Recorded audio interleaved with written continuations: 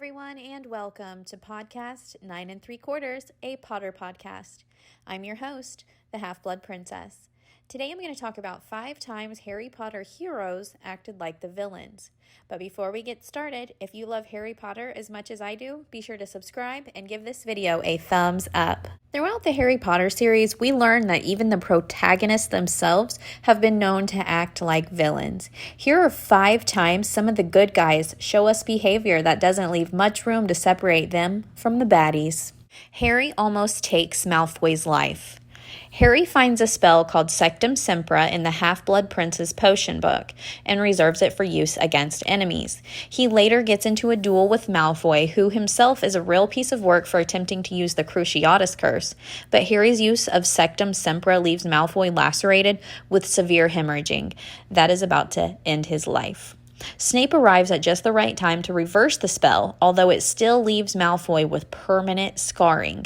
And what's bad is that Harry doesn't even really care about the fact that he nearly killed someone. He's more worried about Snape finding out about the Half-Blood Prince's book. Harry then goes to great lengths to hide the book and still intends to retrieve it after he's off of Snape's radar, while never really pondering what he did to Malfoy or feeling guilty over it. Hermione assaults Ron. In Harry Potter and the Half-Blood Prince, Ron finds out that Lavender Brown is interested in him, and he returns her advances. Hermione is upset that Ron doesn't realize she likes him too and hides out in a classroom where Harry finds her. Ron does act like a brat because he's angry Hermione had once kissed Victor Crumb, but that doesn't warrant physical mistreatment, which Hermione follows through with. After her anger gets out of control, she conjures birds that dart towards Ron and start pecking him furiously. They attack him to the point that Ron's arms get bloody and bruised, and he's later seen sporting cuts that the birds left on him. All because Hermione didn't like the fact that Ron kissed a girl when he wasn't even involved with Hermione to begin with. Hermione permanently scars Marietta. Marietta Edgecombe betrays Dumbledore's army when she thinks they have plans to overthrow Umbridge's hold on the school. While she's definitely a traitor, her point of view is a little more sympathetic since her mother works for the ministry and Marietta wants to save her mother's job while believing, like the rest of the wizarding world at the time, that Harry is lying. As soon as she betrays them, boils appear on her face that spell out sneak. Understandably, Marietta is distraught that she's been disfigured. Hermione reveals that she put a jinx on the parchment containing all the names of Dumbledore's army's members, and the one to break the secret would suffer this jinx. However, she never reverses this curse even after Harry is proven right and the ministry acknowledges this. Marietta goes on to live with this permanent disfigurement, and it can't be hidden even when she wears thick makeup. Hermione doesn't regret this, and Marietta is going to look like this for the rest of her life. Fred Weasley purposefully makes Dudley choke on his own tongue.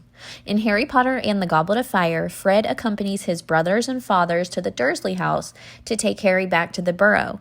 He spots Dudley there and accidentally drops a toffee near him, knowing that Dudley won't be able to resist eating it.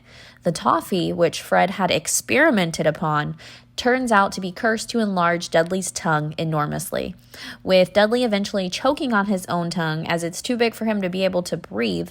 This nearly ends Dudley until Mr. Weasley intervenes, but the whole ordeal is treated as a joke by Harry and the other Weasley children. Harry bullies Dudley because he's bored. In the opening of the Order of the Phoenix, Harry is disgruntled over being left out of the loop of the wizarding world after he fought Voldemort, feeling like nobody values his struggle. To blow off steam, he spots Dudley with his friends and relishes the idea of bullying Dudley in public. When they don't notice Harry's presence, Harry pursues Dudley and finds him alone and begins belittling him. Dudley had only kept to himself before this, but Harry wanted to make fun of Big D just for kicks. He goes on to mock Dudley's size, his mother's affection for him, and insults Dudley's intelligence. Harry even realizes what he's doing is mean, but still bullies Dudley because it gives him satisfaction of being in control. Considering Dudley had picked on him back in the day, Harry should have known how awful it feels to be on the receiving end. This is just to name a few times that our protagonists acted like antagonists, but there are many more.